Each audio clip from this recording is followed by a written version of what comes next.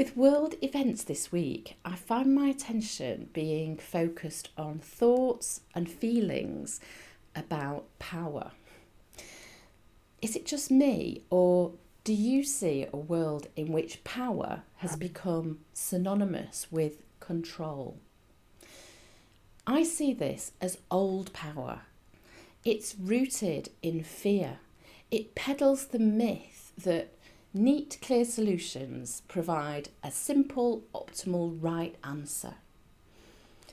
Old power clings to certainty, knowing best and controlling everything and everyone. And do you know what? It's a dinosaur way of thinking, behaving and leading.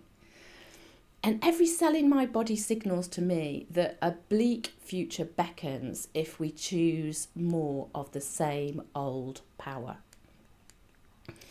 It might have a magnetic and alluring grip, apparently, on many millions of people right now. But we all know what happened to the dinosaurs. Dinosaur leaders using their power to try to control people will ultimately self-destruct. So, what's an alternative? Whether on the global stage or in teams or organisations, hope and joy come from using your power less to control people and using your power more to emancipate people. New power lets go of this obsession to always be in control of everything and everyone. It liberates people, supports them, coaches them, enables them.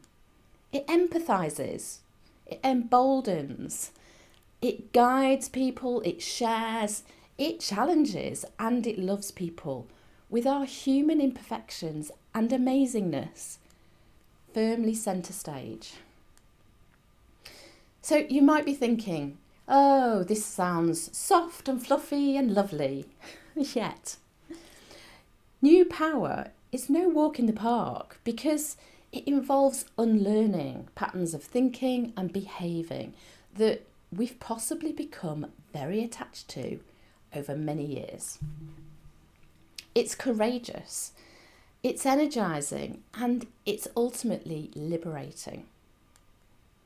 So, how much power do you have? And how are you using it? Personally, what power do I believe I have? I have chosen, and am happy, incidentally, not to be a chief, a head, a director, a president, or a boss of anyone. I'm not in a position of formal authority or power.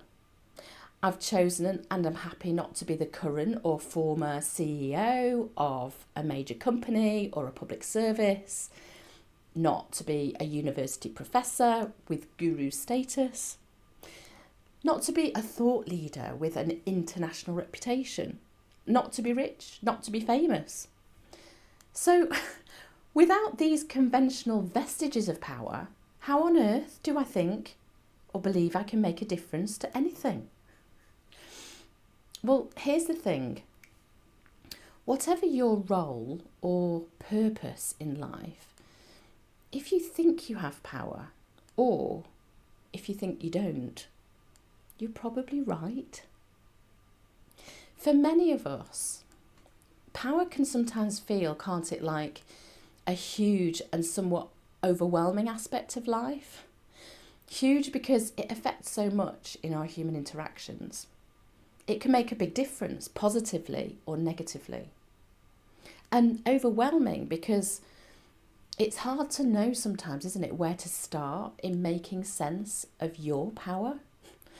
Do I believe I have any? Do I want any? What kind of power do I have or want? And how do I intend to use it? Not to mention the power of others, the impact, the intentions, the behaviour of other people who may or may not believe that they have power. So to cut through this overwhelm and complexity, it can be useful to consider your individual power in terms of a single, simple choice. I first discovered this way of thinking about power from some work I did with Cindy Suarez. So I have the power to choose either to perpetuate existing patterns of power and interactions, or to interrupt them, to interrupt those patterns of power in the way I respond, the way I interact and behave. So just think of all the human interactions you're a part of at work, probably hundreds every day, week or month. And in every one of those, you have this choice. Shall I choose to go along with and perpetuate the way things are already done and currently done, the existing patterns of interactions, or shall I choose to interrupt those? Because over time, these single choices you can make, one interaction at a time, these create your overall pattern of power.